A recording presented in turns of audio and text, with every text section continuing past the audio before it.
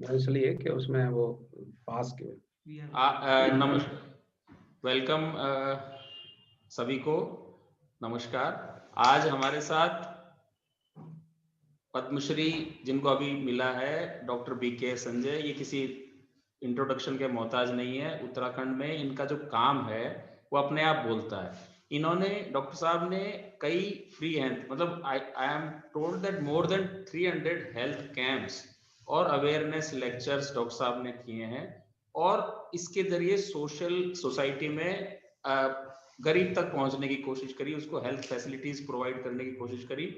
और इसके अलावा इनका एक और फेसेट है कि ये अपने फील्ड में मास्टर हैं, और उसका ये चीज सामने आती है कि लिम्का बुक और Guinness book of world records में भी डॉक्टर साहब का नाम अंकित है, अलग अलग फीट्स में जो इनका है। डॉक्टर साहब ने रोड सेफ्टी अवेयरनेस के लिए भी कैंपेन चलाते हैं।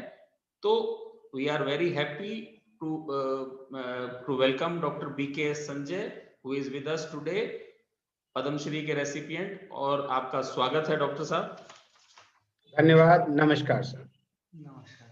सबसे पहला हमारा आपके साथ एसोसिएशन भी रहा है, आप हमारे पाइनियर के कॉलमनिस्ट भी हैं, लिखते भी हैं, और तो हम हमारे तो आपसे एक तरह से पारिवारिक संबंध हम लोगों को लगता है। बिल्कुल सही कहा। तो हमें भी बहुत खुशी हुई। आपको कैसा लगा जब आपको पद्मश्री का पुरस्कार मिला? How do you felt like? Sir, मेरा मानना है पद, प्रतिष्ठा, प्रशंसा, पैसा, प्यार, प्रोत्साहन, पुरस्कार पाने की सबकी कामना होती है, और जब किसी की कोई कामना और मिल जाए तो समझ लीजिए कि उससे बड़ी कोई खुशी की बात नहीं होती। ये मेरे लिए भी बड़ी खुशी की बात है, मेरे परिवार के लिए भी, समाज के लिए। और मैं तो यहाँ तक कहूंगा कि हमारे से जितने जुड़े हुए लोग हैं उनको बहुत खुशी की बात है, उनको बहुत, क्योंकि हमें जो इस समय फोन आ रहे हैं, लोग कह रहे हैं, कई लोग तो ये कह रहे हैं डॉक्टर साहब मुझे आपसे ज्यादा खुशी है। भाई यहाँ होना भी चाहिए, जो भी मुझसे जुड़ा है सबको बहुत खुशी है। जी अच्छा सर, अभी आप जैसे है, कोविड बहुत बड़ा इशू है और वैक्सीनेशन ड्राइव भी स्टार्ट हो चुका है। बिल्कुल सही कहा। तो रिसेंटली ऐसा देखने में आ रहा था कि कहीं कहीं इतना मोमेंटम गेन नहीं कर रहा। फॉर एग्जांपल कहीं से बोल रहे थे कि हेल्थ वर्कर्स एंथुसियाज्म नहीं दिखा रहे था, कहीं कुछ इश्यूज हो रहे थे। आपका क्या व्यू है इस चीज पे, वैक्सीनेशन पे, कोविड का वैक्सीनेशन पे? देखिए सर, वैक्सीनेशन किसी भी चीज का हो, इन्फेक्शन के लिए, लड़ने के लिए बहुत अच्छी चीज है। मैं कोविड के वैक्सीन की बात नहीं कहूंगा, जिससे कि जनता भी इस बात को समझ सके। आप सोचिए, यदि पोलियो जैसी बीमारी, यदि वैक्सीनेशन नहीं होता, तो क्या आप समझते हैं कि इस इतने बड़े देश में, जिसको 125 करोड़ कहें, आज इतने लोगों को क्या हम पोलियो मुक्त बना सकते थे? ये सिर्फ वैक्सीन का ही असर है। दूसरा, मैं आपको बात बताऊं, इससे भी ज्यादा पहले की बात करता हूं, स्मॉल पॉक्स के बारे में, आपने चेचक के बारे में सुना होगा सर।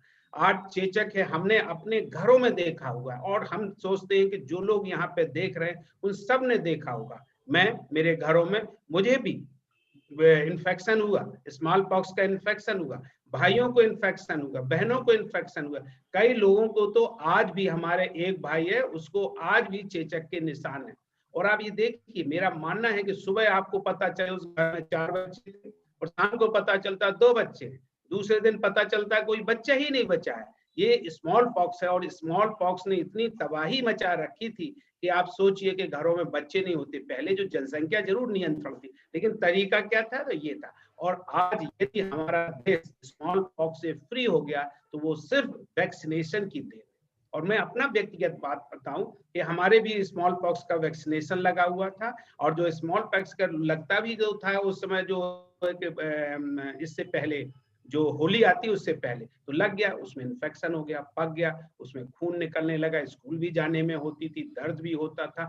लेकिन कम से कम उस लगने के बाद, कम से कम मुझे तो स्मॉल पॉक्स नहीं है, और मुझे ही क्या, आज पूरे देश में स्मॉल पॉक्स से मुक्ति मिल गई है। जो आपने कहा कोविड की बात है, तो मैं सिर्फ इस बात को कहता हूं, जितने भी दर्शक, चाहे वो हमारी उम्र के हों या हमारे से ज्यादा के हों, वो तो स्मॉल पॉक्स के बारे में जानते ही होंगे, लेकिन जो हमारे से यंग है वो नहीं जानते, वो इस बात को समझे। वो पोलियो को तो जानते ही है, यदि मेरा अपना जो कैंपेन पोलियो को चल रहा है, पोलियो कितनी बड़ी डिसेबिलिटी पैदा करती है, आप ये देखिए, जाके पाँव ना फटी बीमारी, वो का जाने पीर पीर पराई। पराई। जिसके घर में लड़की लंगड़ी हो, उससे आप पूछिए उसको क्या होता है। तो वैक्सीनेशन तो ये है जो आपने अभी कहा था। यस, वैक्सीनेशन में कुछ दिक्कतें होती, जैसे मैंने कहा, भाई थोड़ा सा इन्फेक्शन हो गया था स्किन में, तो कौन सी बड़ी आफत आ गई थी। इस कोविड से जो हमने सुना है और जो मुझे फीडबैक मिला है, जो हम अपने यार दोस्तों से बात करते हैं या जिन लोगों ने लगवाया है, भाई किसी को थोड़ा सा बुखार हो गया तो उसके लिए कहते हैं कि आप पैरासिटामोल की दवाई ले लीजिए। हाँ, किसी को एनाफाइलेक्टिक रिएक्शन होती है। सर लाखों लोगों में, आप इस बात को समझिए, मैं तो एक डॉक्टर के नाते कहूंगा कि हर antibiotic is known to get a anaphylactic reaction. तो आप सोचिए, 1000 आदमी में किसी को एक हो गया है या लाख आदमी में इसको हो गया, तो कौन सी बड़ी बात है। सर ऐसा हो रहा है, मैं ये नहीं कहता हूँ कि एनाफाइलेक्टिक रिएक्शन से किसी की डेथ भी हो रही है, जैसा कि मैंने मास मीडिया में पढ़ा। मैं अपने किसी परिचित को तो नहीं जानता हूं कि जिसके साथ ऐसी घटना घटी हो, लेकिन हाँ, जो मैंने मास मीडिया में पढ़ा है, और हम डॉक्टर के नाते, डॉक्टर के अपनी नॉलेज के नाते और अपने एक्सपीरियंस के नाते कह देते हैं कि ऐसी घटनाएं हो जाती। लेकिन आप सोचिए कि 1000 में भी एक आदमी की डेथ हो रही और करोड़ों आदमी बच रहे, तो इससे अच्छी क्या बात होती। लोगों को बिल्कुल बढ़ चढ़ के इसमें भाग लेना चाहिए। वैक्सीनेशन आप इससे भी तो देखिए, यदि आप ये देखें प्रधानमंत्री की ये आप सोचिए सोच ही है, या हमारी भारत सरकार की सोच ही है कि कम से कम हम लोगों को तो फ्री मिल ही रही, हो सकता आगे लोगों को भी फ्री।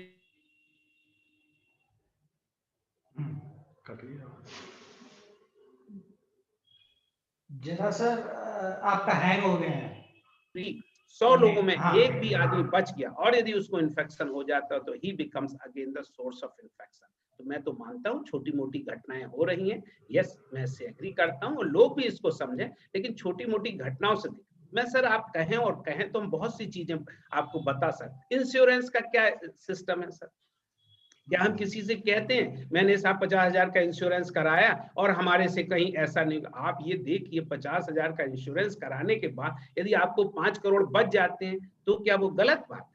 और कहीं ऐसा होता भी है साहब, ये तो सब इस तरह से कि किसी की ऐसी घटना हो भी सकती है, लेकिन हाँ वैक्सीनेशन एक बहुत है। और आप ये देखिए सर आज के टाइम में वैक्सीनेशन इन्फेक्शन के लिए नहीं, वैक्सीनेशन तो इसलिए भी चल रहा है कि कैंसर भी खत्म हो जाए।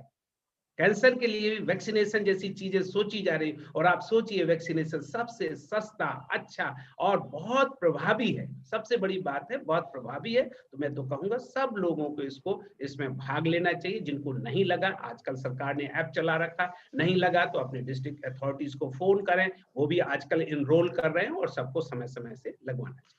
यहाँ पर मैं एक आपसे इसी वैक्सीनेशन से रिलेटेड एक बात करना चाहता हूँ डॉक्टर साहब। जरूर करें। एक दो बातें हैं कि एक तो जो हमारे हेल्थ वर्कर हैं उन्होंने पूरे कोरोना काल जो था, हमारा जो पेंडेमिक था, उसमें वो एक तरह से हमारे लिए सोसाइटी के लिए लीडिंग लाइट बन के उभर के आए, वो हमारे लिए रोल मॉडल उभर के आए। अब क्या हो रहा, बिल्कुल अब क्या हो रहा है, हम ये देख रहे हैं कि जो फर्स्ट फेज में हेल्थ वर्कर्स को वैक्सीनेशन होना था उनमें वो उत्साह नजर नहीं आ पा रहा। तो उस चीज को लिए ओवरकम करने के लिए, अच्छा अगर इसमें टाइम लगेगा, समय लगेगा, तो पूरी पॉपुलेशन को वैक्सीनेट करने में कितना समय लगेगा अगर उन्हीं में वो होगा। तो इस चीज के लिए सरकार को क्या करना चाहिए, समाज को क्या करना चाहिए? जी डॉक्टर। देखिए सरकार तो जो कर रही है वो करना ही चाहिए, समाज को ये करना चाहिए कि जिन लोगों को बुलाया जा रहा है उन लोगों को लगाएं। और जिस तरह का भ्रम लोगों में पहन गया कि हम इसलिए नहीं लगवाएं, अब तो देखिए मोमेंटम पकड़ भी रहा। पहले तो लोगों ने चाहा, और ये सब मास मीडिया का भी रोल है। देखिए एक कोई दुर्घटना आप बता देते हैं तो लोग ये समझते हैं कि वो सबको हो रही। आप इसको एनालाइज कीजिए क्वांटिटी के हिसाब से। यदि मैंने आपको कहा, अब हम आपको यहाँ की बात नहीं, मैं आपको एक ऐसी बात बताते हैं जैसे कि एक पेनिसिलिन एंटीबायोटिक आया होता था और वो लगता था, एनाफाइलेक्टिक रिएक्शन हो जाती तो उसमें किसी की डेथ भी हो जाती। अब वो एनाफाइलेक्टिक रिएक्शन किसी को भी हो सकती है, किसी ड्रग से हो सकती है। जब वो हो जाती है, यदि वही चीज को हम इतना बढ़ा चढ़ा के कहें कि भाई शहर में एक आदमी को एनाफाइलेक्टिक रिएक्शन हो, उसकी डेथ हो गई, तो एंटीबायोटिक खराब है या वो डॉक्टर खराब है या वो जगह खराब है, ऐसा नहीं लोगों को सोचना चाहिए। मैं मानता हूं कुछ इस तरह से हो रही जो आपने कहा, बिल्कुल जो हेल्थ वर्कर है, पुलिस वाले लोग हैं या जो सफाई कर्मचारी है, उनका बड़ा योगदान रहा है कोविड में। हम आपको कहें कि यदि लोग सुरक्षित रहे तो इन्हीं की वजह से रहे। और ये मैं जरूर और बताना चाहूंगा, इसमें सबसे से ज्यादा सरकारी डॉक्टर, सरकारी पुलिस और सरकारी सफाई कर्मचारियों का बहुत रोल रहा है। और जो दूसरों लोगों को रहा है तो सबने भागीदारी, वो सबकी जिम्मेवारी है। मैं तो ये कहूंगा कोई एक ही व्यक्ति की, ना एक ही समाज की, ना एक ही ग्रुप की जिम्मेवारी, सबकी जिम्मेवारी। जी जी डॉक्टर साहब, आपने बिल्कुल सही कहा कि कोविड के इसमें इनको बहुत बड़ा रोल रहा है, और अब इनको आगे अपने वैक्सीनेशन में भी बहुत आगे बढ़ चढ़कर आगे रहे, ताकि हमारा जो कराना चाहिए, वैक्सीनेशन कराना चाहिए। ड्राइव, हाँ बिल्कुल। अब डॉक्टर साहब, आप एक थोड़ा अगर आप उत्तराखंड की तरफ आए, आपने बहुत सारे हेल्थ कैंप किए हैं, आपने माउंटेनियस पहाड़ी इलाकों में भी बहुत सारे कैंप्स करे, आपको वहां किस तरह की समस्याएं नजर आई, लॉजिस्टिक की या दवाई की, या किस तरह की समस्याएं नजर आई पहाड़ में बेसिकली, अगर हम उसको देखें तो? जी सर। देखिए सर, मैं आपको बताऊं, हमें इसलिए समस्याएं नजर नहीं आती हैं और लॉजिस्टिक की इसलिए नहीं होती कि जो हम करते हैं वो अपने संसाधन से करते हैं। जैसे हमारे पास जाने के लिए साधन है, रहने के लिए साधन है, जो लोग वहां पे ऑर्गेनाइज करते हैं हम उनसे कह देते तो वो हमें रुकने का, एक जगह का इंतजाम करते, हमारे लिए खाने पीने का इंतजाम करते। तो मैं तो नहीं समझता हूँ कि मुझे इस तरह की समस्याएं आई हैं। वो इसलिए नहीं आती हैं कि उसमें दोनों रीजन होते हैं कि हम लोग अपनी इच्छा से कहते हैं कि हम कैंप करना चाहते हैं, और जो लोग हमें कैंप के लिए इनवाइट करते हैं वो हमसे खुद उनकी इच्छा होती है कि हम करवाएं। मेरे पास तो ऐसा है कि सर लाइन लगी हुई, सर आप हमारे यहाँ भी कर लीजिए, सर आप हमारे यहाँ भी लेकर। तो मैंने तो सर आपको ईमानदारी से बताऊं कि इस तरह की कोई समस्या नहीं देखी। बल्कि मैं एक बात आपको बताऊं कि हमने एक जगह कैंप किया था, वहां पर तो लोगों ने उस समय हमने कहीं जाना पड़ा, हुआ क्या कि हम किसी साधन से गए, गाड़ी से हमारी कोई, हमने एक गाड़ी दूसरी जगह भेज दी, दूसरी, तो उन्होंने अपनी गाड़ियां इंतजाम की और हमारे साथ स्टाफ ही नहीं, लड़कियां भी थी, उन्होंने बड़े ढंग से भेजा, घर तक छोड़ के गए और बताया कि डॉक्टर साहब आपका स्टाफ घर पर पहुंच गया। तो मुझे तो सर ऐसा अपने व्यक्तिगत तौर पर ऐसा कोई अनुभव नहीं हुआ कि हमें किसी तरह की परेशानी हुई। हाँ, जो परेशानियां होती हैं वो ये जरूर होती हैं कि अब जैसे किसी ने, हमने कहा कि सर हमने 8 घंटे के लिए कैंप लगाया, अब कुछ लोग होते हैं कि नहीं वो उसके बाद ही आ जाते हैं, तो उस तरह के थोड़े बहुत होते हैं, थोड़ा सा असंतोष भी उनमें लगता है। अब हम लोगों को ये लगता है सर अंधेरा हो रहा है, हमें घर पहुंचना है, तो ये तो हम जरूर कहते हैं, वैसे और कोई ऐसी हमें समस्याएं आई नहीं सर। अच्छा सर, एक अब गवर्नमेंट अपनी तरफ से काफ़ी ट्राई भी कर रही है। कोविड के टाइम जो है स्ट्रक्चर में और सुधार भी हुआ है, एनहांस भी हुआ है, बट जनरली ये सोचा जाता है कि गवर्नमेंट जो हेल्थ सेक्टर है उसमें गैप्स हैं।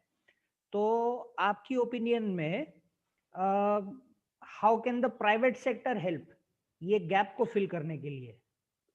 देखिए सर, मेरा मानना तो ये है कि हम लोग एक दूसरे के कॉम्पिटिटर ना बने ना। It is not the question of the health और it is question of the what we should be complementary to each other. जहां सरकार काम कर सकती है, देखिए ये दो अलग अलग क्षेत्र है, प्राइवेट वालों का और सरकार वालों का। इनका अप्रोच भी अलग है, काम करने का तरीका भी अलग है, और जो क्लाइंटेज है वो भी अलग अलग है। जैसे मैं कहूँ, आपको बताऊं, मेरे अपने यहाँ की बात कर रहा हूँ। हमारे पास एक पेशेंट आया, अब उन्होंने, किसी ने कहा कि सर हमें आईसीयू की बात करवा दी, तो एक ऐसा टाइम आया कि कहीं पे आईसीयू बेड खाली ही नहीं थे ना। तो उन्होंने कहा भाई किसी भी कीमत में नहीं थे। इसमें क्या है कि सर हेल्थ में जो सबसे बड़ी प्रॉब्लम है प्राइवेट के लिए भी सरकार के लिए, it is very cost incentive, cost incentive sector. अभी आप सोचिए, अभी सरकार ने हमारे ख्याल से जहां तक 20,000 लाख करोड़ का जो पैकेज दिया था, if I am right, number में थोड़ा सा फर्क हो सकता है, लेकिन आप इसको सर, हम आपको ही एक ही बात को बताना चाहते हैं कि आप 20,000 करोड़, 20,000 करोड़ का ही था, लाख का था, 20,000 करोड़। अब आप इसको ऐसे समझ लीजिए कि जो एक वेंटिलेटर है जो हम लोग रखते हैं, जो एवरेज क्वालिटी का वेंटिलेटर है, वो सर 10 लाख का आता है। अब आप सोचिए कि 10 लाख रुपए का एक वेंटिलेटर, और 10 लाख रुपए में जाने कितनी चीजें आ सकती, जिनको हम यदि बेड से बात करें या स्ट्रेचर से बात करें या एम्बुलेंस से बात करें तो वो ज्यादा आ सकती। तो एक तो ये जो वो सरकार के लिए भी प्रॉब्लम है, और ये सर प्राइवेट के लिए भी प्रॉब्लम। दूसरी प्रॉब्लम क्या होती है कि सरकार के लिए, जैसे इंफ्रास्ट्रक्चर की बात करें, जमीन की उनके लिए कोई प्रॉब्लम नहीं है, तो उनके यहाँ एक्सपेंशन हो सकता है। अब हम लोग यदि चाहें, प्राइवेट सेक्टर वाले डॉक्टर चाहें कि एक्सपेंशन करना चाहते हो, तो उनके पास साधन भी है, उनके पास पैसा भी है, वो बैंक से भी इंतजाम कर सकते हैं, व्यक्तिगत अपने रिसोर्सेज से बढ़ा सकते हैं। लेकिन जगह जो है इतनी एक्सपेंसिव हो गई है कि इतनी कि वो लोग अफोर्ड ही नहीं कर सकते। अभी आपको बताऊं, इसी से संबंधित में, आपने इंफ्रास्ट्रक्चर की बात कही, अब जैसे आप पहाड़ों की बात करें, और मेरे से कभी इस समय कहा गया कि आप श्रीनगर मेडिकल कॉलेज ज्वाइन कर लीजिए, एक बार मेरे पास ऑफर आया था। अब प्रॉब्लम क्या है कि सर एक डिस्टेंस एक अलग प्रॉब्लम होगी जो एम्प्लॉय के लिए, हम अब एम्प्लॉय की बात नहीं करते हैं, हम सिर्फ इंफ्रास्ट्रक्चर की बात करें। तो अब आप ये सोचिए कि यदि हमने कह दिया एक मेडिकल कॉलेज के लिए, प्लेन के लिए जो नॉर्म रखे गए हैं, वो नॉर्म सर पहाड़ में कहीं से भी लागू नहीं हो पाते। इतनी तो हमारे पास जमीन भी नहीं है, ना हमारे पास फ्लैट जमीन है, ना इतनी है तो टेरेस में है। तो सर इस तरह की तो समस्याएं हैं। लेकिन जैसा मैंने पहले कहा, इसमें हमें बिल्कुल बहुत इशू नहीं बनाना चाहिए, ना वो प्राइवेट का, ना पब्लिक का या सरकार का। हमें सबको एक दूसरे के लिए कॉम्प्लीमेंट्री काम कर, मतलब कॉम्प्लीमेंट्री ही काम करना चाहिए, कॉम्पिटिटिव वाली बात नहीं करना चाहिए, और बेसिकली कोऑपरेटिव से। मैं कहता हूँ हमारे यहाँ सरकार के हॉस्पिटल से या सरकारी हॉस्पिटल से किसी मरीज को कोई प्रॉब्लम आ गई, तो हमारा ये इशू नहीं होना चाहिए कि हम सरकारी अस्पताल को ये कहें भाई वहां पे इतना खराब कर दिए, वहां पे इतना कर दिए। No, this is not a right approach. आप ये देखिए उस व्यक्ति को इतनी तो सुविधा दी है, और क्या सरकारी अस्पताल में सभी लोग खराब हो रहे हैं? मैं ऐसा बिल्कुल नहीं मानता। हाँ, परसेंटेज ऑफ कॉम्प्लिकेशन वहां भी हो रहे हैं, तो वो हम परसेंटेज ऑफ कॉम्प्लिकेशन प्राइवेट में भी हो रहे हैं। हाँ, अब प्राइवेट में यदि हम कहते हैं टर्सरी स्टेज पे हमारे यहाँ भी कोई प्रॉब्लम आती है किसी प्राइवेट हॉस्पिटल में, तो जो गवर्नमेंट के हॉस्पिटल है, टर्सरी केयर के हॉस्पिटल्स हैं, like anywhere, I should not name any hospital, they should also give the priority to this patient. भाई कहीं से वो पेशेंट आया, आपके यहाँ नहीं आया, तो क्या अब उसको कोई कॉम्प्लिकेशन हो गया तो उनकी जिम्मेवारी नहीं बनती कि उसको वो देखें? भाई बिकॉज वो इसलिए देखें, यदि मैं मैनेज करने लायक होता, या हमारा कोई कंटेम्परेरी है, या हमारा कोई कुलीग है जो प्राइवेट हॉस्पिटल में काम कर रहा है, वो करने हो तो आपके यहाँ क्यों भेजता सर? वो आपके यहाँ इसलिए भेज रहा है कि हमारे पास वो साधन नहीं है, और आपके साथ वो साधन है। यदि हम कहें कि हमारे हॉस्पिटल्स का बजट कितना होता, एक सरकार के टर्सरी केयर का हॉस्पिटल का बजट, तो उनमें जमीन आसमान का फर्क है। और मैं बार बार यही कहूंगा कि हम लोग को एक दूसरे से कंपटीशन की नहीं, बल्कि बड़े कोऑपरेटिव बात है। अल्टीमेटली लोग तो हमारे ही है ना सर, चाहे वो प्राइवेट में इलाज करा रहा, मैं आपका एग्जाम्पल दे किसी का, कोई व्यक्ति कहीं ना कहीं इलाज करा है तो हमारा ही, हमारे से कहीं ना कहीं तो जुड़ा है। आज वो सरकारी हॉस्पिटल में, कल प्राइवेट में आ जाएगा, आज वो प्राइवेट में चला है, कल सरकारी हॉस्पिटल में चला जाएगा। तो ऐसा तो होना ही चाहिए सर। एक सर, प्राइवेट जो हम बात कर रहे हैं प्राइवेट हेल्थ केयर की, रेवेन्यू इंपॉर्टेंट होता है चाहे प्राइवेट हो या सरकारी हो, बट अभी बिल्कुल ठीक है सर। रिसेंट ईयर्स में ऐसा एक इमेज भी है और ऐसा एलिगेशंस भी लगता है कि प्राइवेट सेक्टर में कॉर्पोरेट मॉडल को बहुत लगाया जा रहा है, इम्प्लीमेंट किया जा रहा है। तो रेवेन्यू इंपॉर्टेंट है बट बोल रहे कॉर्पोरेट मॉडल हो रहा है, तो इसमें आपके राय में बैलेंस कैसा होना चाहिए कि रेवेन्यू भी हो बट हम अपना जो ऑब्लिगेशन है सोसाइटी के प्रति उसको भी डिस्चार्ज करें?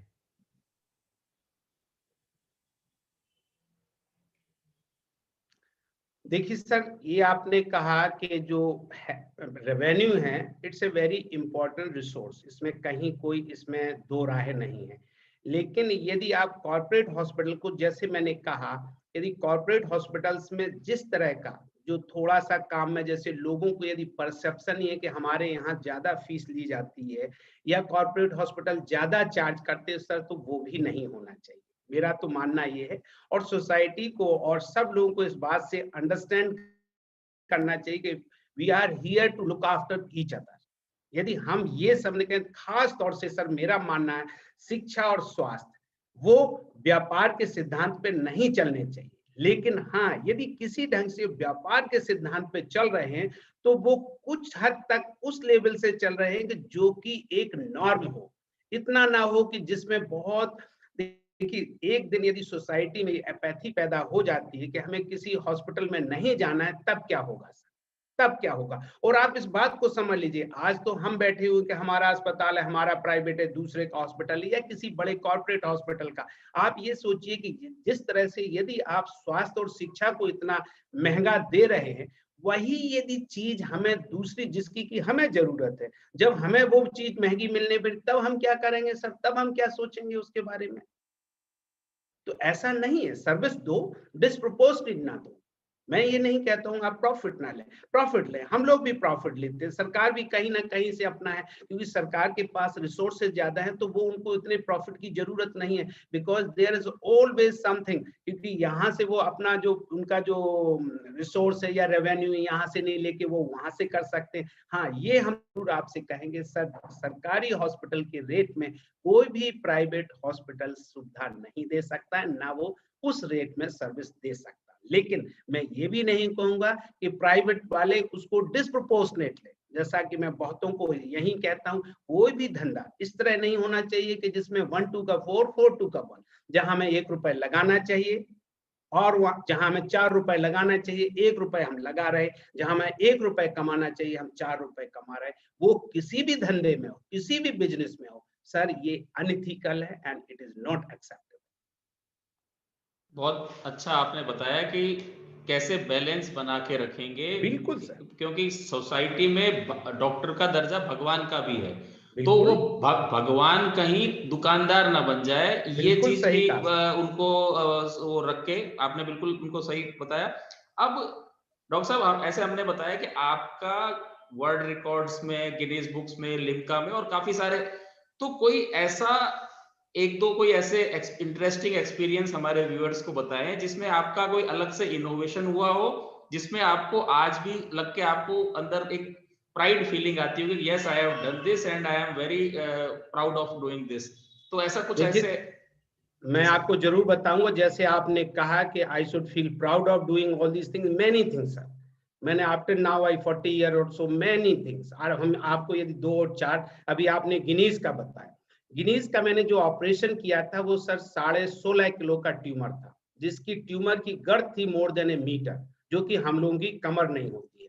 अब आप इस देखिए सर, ये 16.5 किलो का ट्यूमर, आप ये देखिए, मैंने उस समय तक जब इसको निकाला था तो कम से कम 20-22 कंट्री तो हम उस समय भी घूम आए होंगे, हमारी ट्यूमर की फेलोशिप भी थी, and I had been to the many countries by that time, by the Sweden, Japan और स्विट्जरलैंड, यूएसए में पहुंच ही चुका था। और जब हमने देखा कि भाई, मैं इसको आपको 2 चीजें इंटरेस्टिंग बताऊं, बहुत लोगों ने कहा था अपने यहाँ 16.5 किलो का ट्यूमर हुआ कैसे।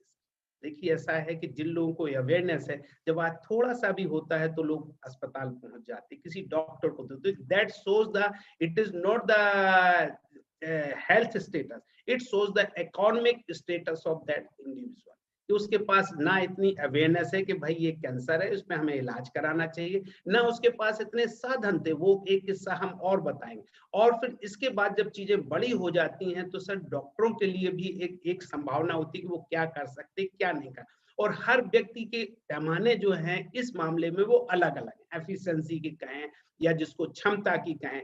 क्योंकि क्षमता का क्या है, क्षमता का जो सीधा वास्ता है वो आपके ज्ञान से, स्किल से।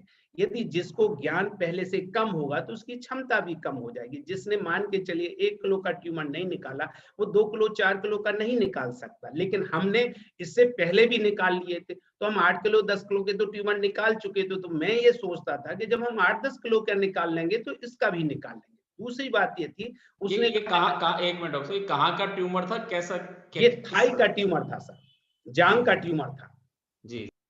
ये जांग का ट्यूमर था। और इसने निकलवाया कब सर, ये इतना बड़ा हो गया था, 16.5 किलो का ट्यूमर। आप सोचिए कि एक तरबूज को, हम और आपने तो तरबूज भी इतना नहीं खरीदा होगा, और उसको यदि जांग से बांध लिया जाए तो क्या। इस व्यक्ति की जो जो परेशानी थी वो देखिए, कि मैंने कई बार इस बात को बता चुका हूं। उसने तब ऑपरेशन कराया जब वो टट्टी करने के लिए नीचे बैठ ही नहीं पाता था, वो खड़े खड़े टट्टी करता था। एक बार मुझे दिखाने आया तो वो कहता है, डॉक्टर साहब, तो मुझे लगा यार ये बस दिखाने आया होगा, इसको करवाना नहीं, शायद this could be the one of the reason, के हर अस्पताल में जाता होगा, दिखाता। 2-3 महीने के बाद वो मेरे पास आया, कहता मुझे ऑपरेशन कराना है। तुमने कहा यार ऑपरेशन कराना है तो अभी तक तुम क्या कह रहे। कहता डॉक्टर साहब, मेरी आपको बताऊं, मैंने एक फिक्स डिपॉजिट कर रखी, और वो फिक्स डिपॉजिट अभी मैच्योर हुई है, वही पैसे लेके मैं आपसे इलाज करा रहा हूँ। तो ये दिखाता है कि सर में कितनी सामाजिक परिस्थितियां हैं और कितनी अस्पताल की स्वास्थ्य सेवाएं। दूसरी घटना सर हम यही देहरादून की बताते हैं। देहरादून का मरीज नहीं था, ये मरीज हमारे पास गया का आया सर। जब ये पेपर में आ गया, जब 16.5 किलो का ट्यूमर है, तो ये पेपर में आकर लोगों को पता चला, वो हमारे पास गया से आया। तो पहले एक व्यक्ति आया, उसने मुझे फोटो दिखाई, और फोटो दिखाने के बाद जो ट्यूमर होगा वो लगभग जो साइज में होगा हमारे ख्याल से 8-10 इंच का होगा और वजन भी 4-5 किलो का अंदाज से हम लगा सकते हैं। उसने मुझे फोटो दिखाई, कहता साहब हमने आपका नाम पढ़ा हुआ था और मरीज तो ये बिहार में है, हम तो ले आए तो क्या टांग बच जाएगी? हमने क्या बच जाएगी। सर जब वो लेके आया तो वो ट्यूमर जो आपने यहाँ कहा जो 16.5 का किलो, उस बंदे की टांग और ट्यूमर का वजन 30 किलो था। वो हमने अपने यहाँ डिस्प्ले भी कर रहा है, 30 किलो टांग की, और बंदे का खुद का वजन जो था वो 27 किलो था। मतलब सॉरी, यदि उसको निकालने के बाद बंदे का वजन 27 किलो था, आज भी हमारे यहाँ सर डॉक्यूमेंटेड है। तो मुझे बड़ा हैरानी हुई, तो कहता है सर आप इसकी टांग बचा लीजिए। तो हमने कहा यार तुमने फोटो क्या, वो तो कहता 4 महीने पुरानी थी। जब हमने देखा तो हमारे तो पसीने छूट गए। और यहाँ पे हमारे एक एनेस्थेटिस्ट दोस्त हैं, यदि वो इसके माध्यम से सुन रहे हो तो उन्होंने कहा अरे साहब हम एनेस्थीसिया कल के लिए रख लो, एनेस्थीसिया दे दूंगा। तो मुझे डर लगा, मैंने कहा कल यार मना ना कर दें, क्योंकि मेरा अपना मानना है यदि हम मरीज को ऑपरेशन थिएटर में ले जाएं और किसी कारण उसका ऑपरेशन नहीं होता है तो मुझे बड़ी गिल्ट फील होती है। वो गिल्ट हमारी गलती है कि हमने पहले उसको एनालाइज क्यों नहीं किया, दूसरे ने किया, और किसी एनेस्थेटिस्ट ने मना कर दिया कि नहीं कर पाए तो भी मुझे बुरा लगता है कि ये बात हमें पूछ। तो एनेस्थेटिस्ट को जब बुलाया सर 10 बजे तो उनके तो पसीने छूट गए, कहते नहीं नहीं नहीं डॉक्टर साहब मैं तो नहीं करा पाऊंगा। मैंने कहा यार इसमें क्या दिक्कत है।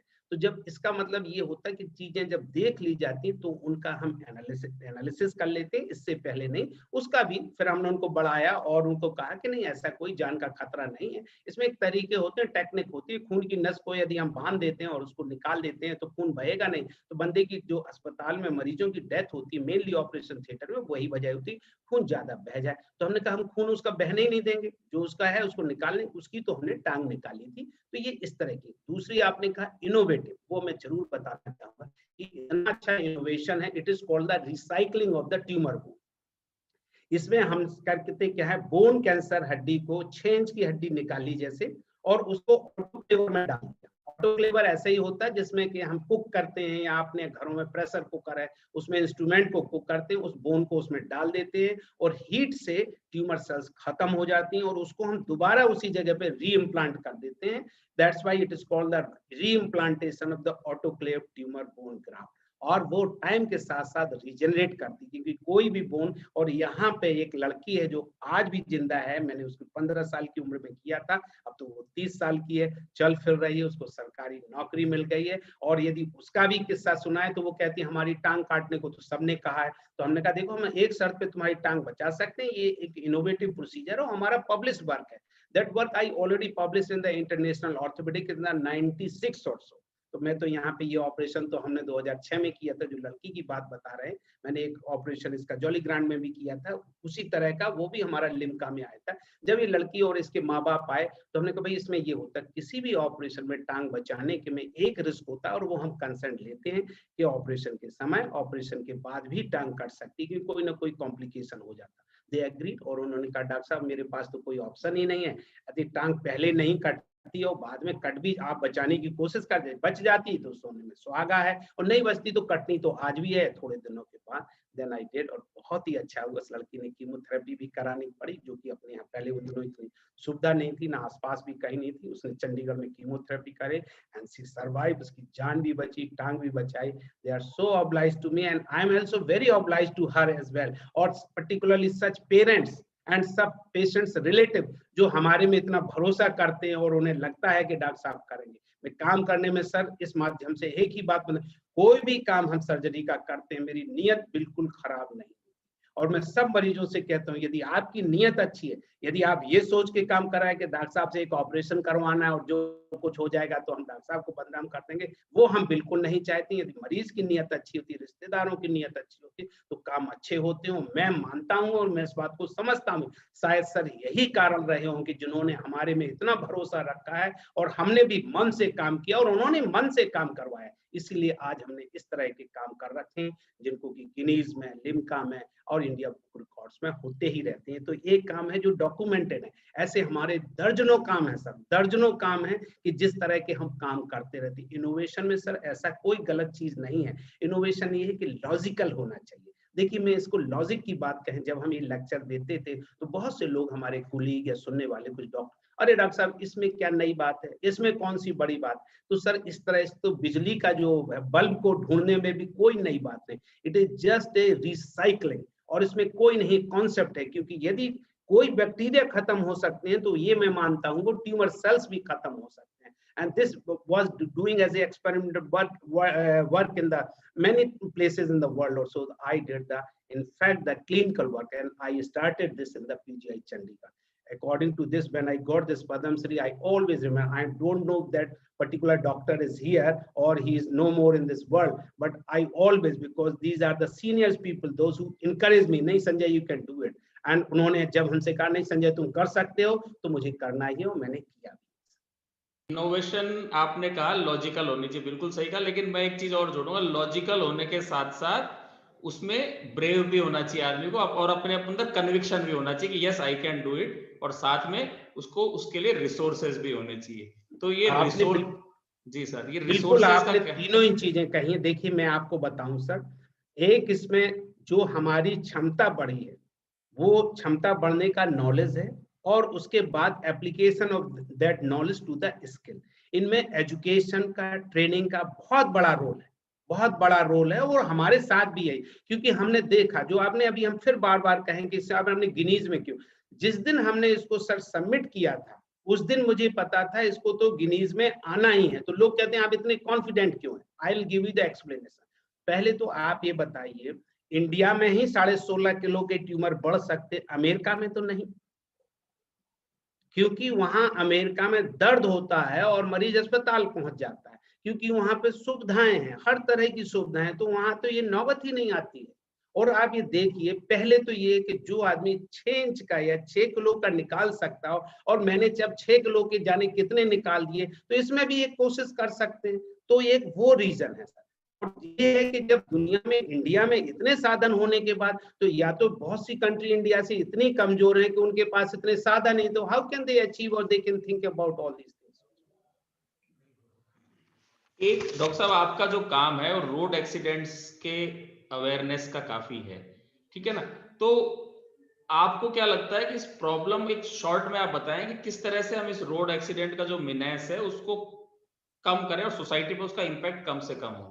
देखिए सर, यदि आप इसको थोड़े से भी उसमें कहें तो इसका इतना हो सकता है कि जिस दिन हम लोग यातायात के नियमों को ईमानदारी से मानने लगेंगे, और इन नियमों को ऐसे ही नहीं, इन नियमों को यदि आप कहें और परमिट करें, तो यदि हम जिस तरह से रिलीजियस ढंग से इसको ले लें कि हमें सुबह करके एक हमें पूजा करनी है, सुबह करके हमें कोई रिलीजियस रिचुअल करना है, इस तरह से हम जब करने लगे तो हो जाएगा। उसका एक है, हमें हेलमेट को लगाना कितनी सी मुश्किल की बात है, सीट बेल्ट को लगाना कितनी, देखिए सीट बेल्ट लगाने के लिए, हेलमेट लगाने के लिए चलिए आपको अलग से पैसा लगता है, लेकिन सीट बेल्ट लगाने के लिए तो अलग से पैसा नहीं लगता। हम चाहे आज 5 लाख की कार खरीदें, चाहे 15 लाख की कार खरीदें, सीट बेल्ट लगाएं या ना लगाएं उसका पैसा तो नहीं लगता है, लेकिन हाँ सीट बेल्ट तो हमें लगानी है ना।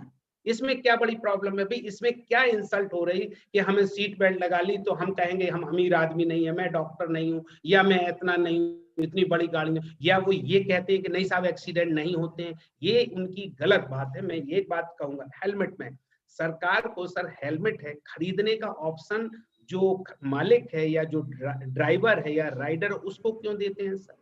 Seat belt is the part and parcel of the, when you buy the bike you have to be given the helmet and you have to, there is no other option। उसमें quality आप रखिए। मेरे पास देखिए, हम sir आज को आपका भी अनुभव होगा, मेरा, क्या हमारे देश में सर एसी कारें आती थी? पहले नहीं आती थी। तो क्या जिनके पास पैसा भी था क्या वो एसी कारें खरीद रहे थे? नहीं खरीद रहे थे, because they were not available. आज आप गरीब से गरीब आदमी देखिए कौन नॉन एसी कार ले रहा है, और हमें तो पता भी नहीं कि नई कार कोई नॉन एसी आ भी रही हो आजकल। ये गवर्नमेंट का काम है, गवर्नमेंट की पॉलिसी मेकर्स का काम है कि ये चीजें ना हो। लोग कहते हैं गाड़ी का ब्रेक खराब होगा, बाइक खराब होगी। अरे सर, बाइक खराब होने का नौबत ही क्यों आए? ये इतनी होनी चाहिए कि all the time they should be perfect position also. और एक्सीडेंट होते हैं फ्रैक्शन ऑफ सेकंड्स में होते हैं सर, फ्रैक्शन ऑफ सेकंड। ये हमारे स्कूलों के करिकुलम में आना चाहिए कि भाई नियम कितने हैं ना। आजकल बच्चों को भी अब कहते हैं स्टॉप, तो उनको समझ में आता है कि क्या ना चाहिए, लेफ्ट राइट चलना। आज अपने देश में हर व्यक्ति लेफ्ट में चल रहा है, अधिकांशतः सर। इतना तो हमारे माइंड में कंसेप्ट आ गया है ना, तो हम साहब इसको क्यों नहीं लगाते? और साधारण शब्दों में बहुत प्लेटफॉर्म से ये भी कह चुका हूँ, जब हम सर शर्ट पहनते हैं पैंट पहनते हैं तो क्या हम शर्ट के बटन नहीं लगाते? क्या हम पैंट पहनते हैं तो हम जिप नहीं लगाते? क्या हम रिफ्लेक्सली ये काम नहीं करते? तो जब हम इतना काम रिफ्लेक्सली कर सकते हैं तो हम ये भी काम रिफ्लेक्सली कर सकते हैं। दूसरी बात है सोसाइटी, मैं तो कहता हूँ सर, कार मैं चला रहा हूँ, मेरे साथ मेरा स्टाफ है, मेरी फैमिली का है, मेरे पोते हैं, बच्चे हैं, तो क्या वो ये नहीं कह सकते दादाजी आपने सीट बेल्ट नहीं लगाई है सर? इसमें क्या बुरी बात है यदि वो कहते हैं? मैं तो कहता हूँ पहले कहें हम उनसे कि बेटा देखो मेरे से कहीं हम सीट बेल्ट ना लाएं तो मुझे तुम ध्यान दिला देना। हम अपने स्टाफ से नहीं कहते, आज हमारा पायनियर का हमारा ये लाइव प्रोग्राम चल रहा तो क्या हमने 10 स्टाफ से नहीं बोला भाई मैं भूल ना जाऊं, तुम सब तैयारी करना, it was important for me, तो why can't that be important for me? Because life जो है एक्सीडेंट में सर आपको ऐसी ऐसी घटनाएं बताएं, आप परेशान हो। लोग हमारे पास आया, शादी का निमंत्रण देने लाया, अपनी फैंसी के साथ लेके आया और यहाँ से जाने के बाद दूसरे दिन हमने पढ़ा कि उसका एक्सीडेंट हो गया। फैंसी शादी से पहले लड़की विधवा हो गई, क्या ये हम सोचते हैं, ये हम चाहते हैं? और आप ये सोचिए कि सर घरों में किसका नहीं, अरे वो हमारा बच्चा नहीं था, किसी का तो बच्चा था, उसके भी माँ बाप थे, उसके भी दादा दादी थे, उसके भी रिश्तेदार थे। आप इसको सोचिए, हमारी इंडिविजुअल की रिस्पॉन्सिबिलिटी नहीं, हम आपको सबको एक सामाजिक रिस्पॉन्सिबिलिटी समझनी चाहिए। हमारी समाज की जिम्मेवारी, जो लोग गलत काम कर रहे हैं उनको हमें रोकना पड़ेगा। हाँ, हम ये नहीं कहते डंडे से आप रोकें, लड़के ही रोकें, आप प्यार से भी तो उनको समझा सकते, बता सकते। और हमने तो अपने यहाँ सर हॉस्पिटल्स में ऐसे डिस्प्ले लगा रखे, आप एक बार देख लें आपकी अपने आप आंखें खुल जाएंगी, कोई भी आदमी देख ले। हम तो मरीजों से कहते हैं, लड़कों से कहते हैं, बेटा तुमने 1 लाख की कार खरीदे, जो बाइक खरीदी अब तोड़ दी, इसको क्या रिपेयर करवा सकते? बिल्कुल नहीं करवा सकते। तो इसलिए हम तो रोड सेफ्टी को बहुत नजदीकी से, एक एक घटना क्या सर, हम ऐसी 100 घटनाएं आपको इस समय एक के बाद एक बताते जाएंगे और इतनी दर्दनीय है। और हम, मेरा मानना है एक्सीडेंट से हड्डियां ही नहीं टूटती हैं, घर टूटते, रिश्ते टूटते, समाज टूटता है। हमारे यहाँ एक लगा हुआ है, एक मैकेनिक है, उसके हाथ की हड्डी टूट गई, घर वालों ने उसको घर से बाहर निकाल दिया। क्यों? क्योंकि वो उन्हें लाइबिलिटी लगी। बात सही भी है, वो अपना जो अपना पेट खुद नहीं, पहले भाई खा ले फिर बहनों बांटे, उसका पेट भर नहीं रहा, भाई का पेट क्या भरेगा? तो ये क्या है, सामाजिक नुकसान नहीं है? बहुत ज्यादा ऐसा।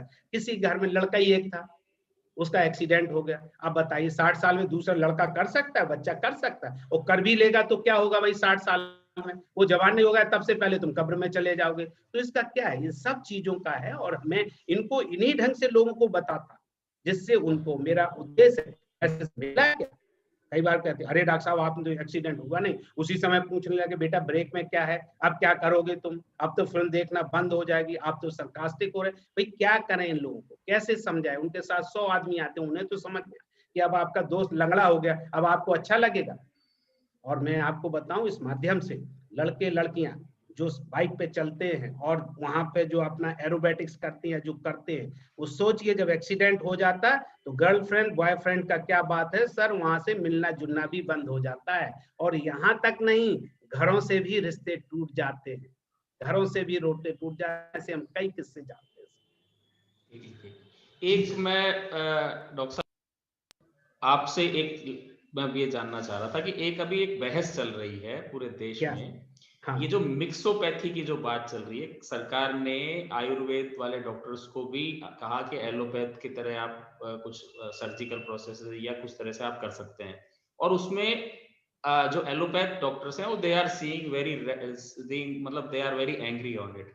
तो आपका क्या इसमें कहना है कि ये आयुर्वेद भी एक विधा है, तो इसमें किस तरह से इसको आपको देखते हैं इस चीज को? देखिए सर, मेरा मानना ये है, मैं ये नहीं कहूंगा कि मैं एलोपैथ की बात कह के आयुर्वेद के अगेंस्ट है, लेकिन मेरा मानना ये है कि कई पैथियां हैं और हर पैथी से किसी न किसी, यदि मरीज ठीक होता है तो वो पैथी प्रैक्टिस की जानी चाहिए। लेकिन हाँ, मैं ये भी यहाँ पे कहूंगा कुछ पैथी आप अपनी ही पैथी में, जो जिस पैथी में, जैसे मैं हूँ, यदि मैं एलोपैथी करता हूं तो हमारे पास एलोपैथी में इतनी अपॉर्चुनिटी है कि हम पैसा भी कमा सकते, नाम भी कमा सकते, सब कुछ कमा सकते। अब मैं एलोपैथी की बात और आयुर्वेद की बात नहीं कर रहा, मैं आपको बताऊं सर, मैं सर्जन हूं। यदि आज सर्जन इस बात को, या हमारे दोस्त हैं जो हमारे कुलीग हैं वो फिजिशियन बन गए, तो क्या उनको सर फिजिशियन को सर्जरी करना अच्छा लगेगा? क्योंकि सर्जन का नाम बहुत है ना सर, ऐसा होना चाहिए कि अरे भाई आयुर्वेद में आपके पास इतनी दवाइयां और इतने इलाज हैं। हाँ, एक मैं हर पैथी वाले से एक ही कहता हूं कि हर पैथी में हर बीमारी का इलाज नहीं है, लेकिन कम से कम उस पैथी में एक बीमारी का तो इलाज है, तो आप उसमें ही क्यों नहीं एक्सपर्ट बन जाते? क्या जरूरत है कि अपना काम कर नहीं पा रहे, दूसरे में आप टांग अड़ा रहे हैं? देखिए सर्जरी एक ऐसी चीज है, it requires the knowledge as well as the specialisation and the experience.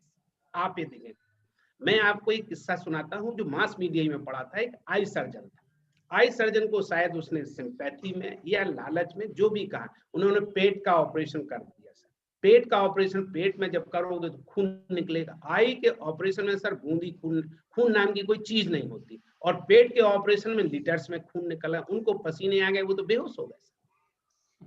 तो आपको इस तरह की करने की क्या जरूरत है भाई? आप ये देखिए, आपने कह तो दिया हम sir operation, sir simple abscess में यदि 10 ml ब्लड या पस ना देखा हो, जहां लीटर्स में देख लेगा, वो आदमी हो जाएगा। तो मेरा तो कहने का मतलब है कि आप अपने में ही एक्सपर्ट हो जाए। चाहे मैं सर ऑर्थोपेडिक सर्जन हूँ, मैं चाहूँ तो मैं पेट का ऑपरेशन भी कर लूंगा। तो क्या मुझे जरूरी है कि आज हमारा ऑर्थोपेडिक का काम नहीं चल रहा तो मैं पेट का भी ऑपरेशन कर लूं? सर तो कहीं ना कहीं लॉजिक है, कहीं ना कहीं कानून है, कहीं ना कहीं वो एक्सपर्टनेस का कहाँ रहेगा? सरकार के पास इतने ना सर साधन है कि वो किसी चीज को कंट्रोल कर पाए। ये हमारी अपनी व्यक्तिगत जिम्मेवारी भी कि हमें जितना काम दिया गया उतना ही करें। करने को तो हम बहुत कुछ कर सकते हैं।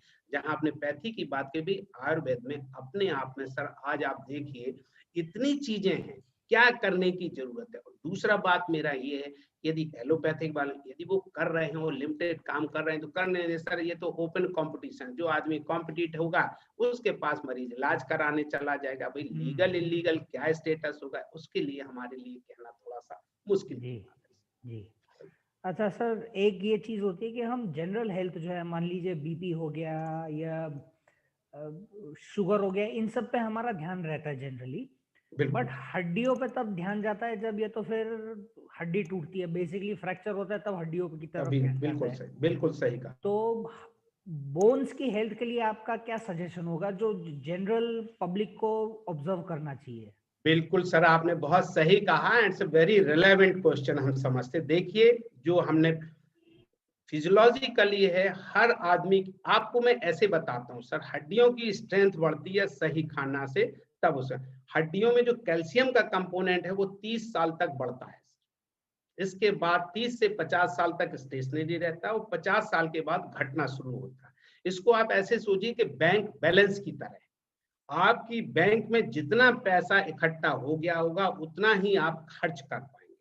अब इसको आप क्वांटिटेटिव वे में ले लीजिए कि यदि मेरे शरीर में से 5 किलोग्राम कैल्शियम होना चाहिए, यदि 30 साल तक ही हमारे पास 2.5 किलोग्राम कैल्शियम था, तो अब हमारे पास 50 साल के पास 2.5 किलोग्राम रहेगा या 5 किलोग्राम? 2.5 रहेगा, क्योंकि हमारे पास है ही 2.5 ना। So that is what is. तो कैल्शियम की बोन की खास तौर से इसके माध्यम से क्या बच्चों को, खास तौर से पेरेंट्स को कैल्शियम का जो बढ़ने का जितना भी है वो इसी एज तक बढ़ाया जा सकता है। और जब आपने यहाँ समय खाने का क्या तरीका है, जो कैल्शियम रिच डाइट है वो आपने, जैसे दूध है, दही है, मट्ठा है, इसको पनीर है, इनको आप ले सकते हैं और लेना ही चाहिए जितना आप लेंगे, because it works at the end, it is a scientific data. I am not saying just like that, it is the scientific proof कि that is what is happens. दूसरा को होता है कि इसी एज में, जैसे कि आजकल विटामिन डी की डेफिशिएंसी हो रही है खास तौर से काम की वजह से, और उससे भी ज्यादा होता है फिजिकल वर्क। यदि आप जितना ज्यादा फिजिकल वर्क करेंगे उतनी ही ज्यादा हड्डियों की स्ट्रेंथ रहेगी। ये तो है सर जवानी से 25 साल से नीचे। अब आप आगे 30 से 50 साल तक, इसने 50 साल के साथ घटना है। घटने का इसका ये होता है, यदि किसी को, हमें आपको भी बिस्तर में 3 महीने के लिए लिटा दिया जाए तो हमारी हड्डियां भी भुरभुरी हो जाएंगी। लोगों की ये गलत फहमी है कि चलेंगे तो उसमें हड्डी का टूटने का डर है, इसमें कोई शक नहीं, लेकिन जितनी एक्टिविटी रहेगी कैल्शियम उतना ही ज्यादा रहेगा। और ये आप अपने पड़ोस में भी देख लीजिए सर, जो आदमी ज्यादा जी रहा है इसके मानी वो ज्यादा एक्टिव है, वही लोग जी पाते हैं, वही लोग कर पाते हैं। अब कैल्शियम बढ़ाने के, जैसे मैंने कहा, जब आपको किसी को भी, मेरे पास एक व्यक्ति आए, वो कहते हैं सर हमारे इसकी सर हाइट बढ़ा दीजिए, तो कहते हैं हमारा बेटा है इसकी हाइट बढ़ा दीजिए। तो मैं समझ गया और मैंने सुन भी लिया कि मैंने बेटा है। तो मैंने कहा भाई तुम्हारा बेटा है? कहता हाँ हाँ हमारा बेटा है। तो हमने कहा भाई तुम्हारा बेटा है तो तुम्हारी हाइट का तो होगा। तो ये तो हुई जीन्स की बात। लेकिन हाँ, तो वो उस हाइट के होगा। लेकिन यदि उस बच्चे को यदि अच्छा खाना मिल जाता बचपन में, या उस समय इसकी ध्यान दिया होता पिताजी ने, तो उसकी हाइट अपने आप सर 1 फुट बढ़ गई होती। और मैं आपको बताऊं सर, इसको आप मानेंगे सर, जो यूरोपियन हैं, डेवलप्ड हैं, आपकी तारीख में डेनमार्क जो के लोग हैं, जो डेनिश लोग हैं, they are the tallest people. वहां 6 फुट के ऊपर हाइट बढ़ती है। उसका रीजन ये है कि they take the lot of dairy product. Milk जो है वो एक है, और फिजिकली उनके कल्चर प्रॉब्लम है, एक्टिविटी। हमारे यहाँ आप देखिए, आप रीजन के हिसाब से देखिए, आप पंजाब में देखिए, बिहार में देखिए, यूपी में, ये बेसिक डिफरेंस है। तो सबसे पहले यदि हमें सबको ये चीज मिलेगी, जो भरपेट खाना मिलेगा, तो बॉडी अपने, ये तो ऐसे ही है, पौधे को आपने जितना पानी दिया, जितनी खाद दी, वो इसी रफ्तार से बढ़ता है। यही हमारे यहाँ, तो ये भोजन का रोल है। तो भोजन, शिक्षा, स्वास्थ्य सब बेसिक जरूरी है। और आपने कहा बूढ़े लोगों के लिए आप एक्टिव रहिए, जितने आपकी एक्टिविटी रहेगी उतना ही कैल्शियम आपके में ज्यादा रहेगा, उतने ही आपको हड्डी के टूटने का डर होता। मैं यहाँ पे एक बात और बता, जो लोग चलते नहीं हैं, अभी हम 3 दिन पहले की बात कह रहे हैं सर, 3 दिन पहले की, इसी ने हमारे लिए, तो हम उनके घर पे विजिट करने गए थे। तो उनके घर में सर उनकी मदर हैं, जो कि उनको स्ट्रोक हो गया है, बिस्तर में लेटी हुई हैं। तो उन्होंने हमसे कहा कि वो बड़े परेशान हो गई। जैसे हम गए हुए थे, उनको शाम का टाइम था, ये अभी सर 3 दिन पहले की बात है। गए तो उनको क्या हुआ कि सर अरे डॉक्टर साहब, इनको तो वो नीला नीला, तो वो तो शर्माते हमसे बोली। तो मैंने कहा डॉक्टर साहब देख लें। मैंने देख लिया सर, उनको हेमेटोमा होगा, तो ब्लड जो है वो कलेक्ट होने से नीला हो जाता है। वो हुआ कैसे? तो हमने कहा इनकी हड्डी टूट गई। अरे डॉक्टर साहब, ये तो चलती नहीं बिस्तर में। हमने कहा आपको बताऊं, हवा से हड्डियां टूट जाती, because they are so soft, they become so fragile. हम आपको यहीं पे जो हड्डियां टूटने की बात बताएं, can you believe it sir? एक बंदा कहता है लड़के ने मजाक किया और पिताजी की हड्डी टूट गई। Can you believe? But it is truth. उसने कहा, तो वो मेरी बात नहीं माना, कहता सर ऐसा हुआ ही नहीं, मेरी हड्डी नहीं। हाथ कंगन को आरसी क्या, पढ़े लिखे को फारसी क्या, भाई आप अभी एमआरआई करा के ले आओ। एमआरआई करा के ले आओ, फ्रैक्चर था, क्योंकि ये तो हमारा अनुभव है। तो लोगों को, बहुत से लोग होते हैं, रिच लोग होते हैं, डॉक्टर साहब हम तो कहीं नहीं, मेरी कमर का दर्द बढ़ गया है। तो हमने कहा कहीं तो गई होगी। नहीं, हम तो हाँ अभी दिल्ली गए थे, लेकिन कार से आए हैं। तो कार से क्या हुआ? थोड़ा सा बम्प जहां लगा कहीं हाईवे के ऊपर, और उसमें फ्रैक्चर हो जाते, छींकने से फ्रैक्चर हो जाते, because the bones are so weak. और यदि इन लोगों की नहीं होती, यही लोग दौड़ भाग रहे होते, उनकी कम से कम ये हालत नहीं होती। इनकी हड्डियां कब टूटती हैं? जब ये सड़क पे ट्विस्ट करती हैं, गिरती हैं, या बाथरूम में होती है। तो आपने ये सही कहा है कि सर इसके लिए हमें बचपन से ही, कैल्शियम बुढ़ापे में नहीं बढ़ता है, हमें बचपन से बच्चों को यदि हमें स्ट्रांग बनाना है, बोन को स्ट्रांग रखना है, तो इनको उसी समय इनका कैल्शियम ज्यादा होना चाहिए। बढ़िया सर। तो बेसिकली जिस्ट ये है कि prevention is better than cure. Better than cures. बिल्कुल। पहले सर और हमारे लिए सर हर चीजों में, हेल्थ के मामले में तो sir prevention is better than cure. वो इसलिए होता है क्योंकि जब कोई अस्पताल पहुंच जाता है, वो सर चाहे आप सरकारी हॉस्पिटल में जाए, चाहे प्राइवेट हॉस्पिटल है, मेनी टाइम तो हमारी सोसाइटी के सबकी होती है। और मैं ये नहीं कहूँ, खास तौर से इन सब चीजों के लिए हमें प्रिवेंटिव मेजर्स के ऊपर बहुत ध्यान देना चाहिए, बहुत ध्यान देना चाहिए। मैं जो आपने अभी लेक्चर्स की बात की है या कैंप की बात की है, क्या है सर? हमारा सिर्फ उद्देश्य यही है कि जितना आप कर सकते, देखिए मेरा मानना है कि इससे हमारे काम पे को कहीं से भी किसी के डॉक्टर्स को फर्क नहीं पड़ना है। वो इसलिए पड़ना है कि क्योंकि दूसरी चीजें, लेकिन जिससे एटलीस्ट उनको ये लगता है डॉक्टर साहब हमारे लिए कंसर्न तो है कम से कम। मैं तो सबसे कहता हूँ कि भाई ऐसा करो, तो जब लोग करेंगे तब ये चीजों में अच्छाई होगी और तभी चीजें अच्छी होंगी सर। ठीक है सर, आज आपने बहुत इलेबोरेटली हमसे काफी विषयों पे बात करी। अच्छा इंटरेस्टिंग कॉन्वर्सेशन था sir. Thank you very much for your time. मैं भी आप सब लोगों को, आपकी टीम को, आपको, नेगी जी को धन्यवाद बोलूंगा, हरिओम को, कि आपने इसके हमारे इसको हमें एक, ये भी हम इसको समाज सेवा ही समझते हैं सर। ये भी एक आपके प्लेटफॉर्म से जो हम कर रहे हैं, वे हमारा उद्देश्य यही है। जो आपने कॉलम की बात की, कॉलम लिखने का भी, मुझे लिखने में कहीं कोई, लेकिन हम बहुत सोच समझ के लिखते हो। मैं सबसे ये कहता हूँ आप उनको ध्यान से तो पढ़िए, उसमें बहुत सी मैसेज होती है, बहुत सी मैसेज होती है। और इससे भी, ये भी आपका, आपके माध्यम से ये भी मैसेज जाएगा और सोसाइटी में और लोगों में बदलाव आएगा। मेरा ये भी मानना है सर, देखिए हमें आपको बनाने में हमारे माँ बाप का ही रोल नहीं है, दूसरों के माँ बाप का भी। और हमें समाज ने बनाया है और ये हमारी जिम्मेवारी बनती है कि हम समाज को कुछ ना कुछ अपने ढंग से वापस रिटर्न करें। और ये सब लोग अच्छा काम करें। मैं तो कहता हूँ ये सबसे अच्छी बात होगी, तभी हम राष्ट्र की सेवा अच्छे ढंग से कर सकते हैं। नमस्कार। धन्यवाद।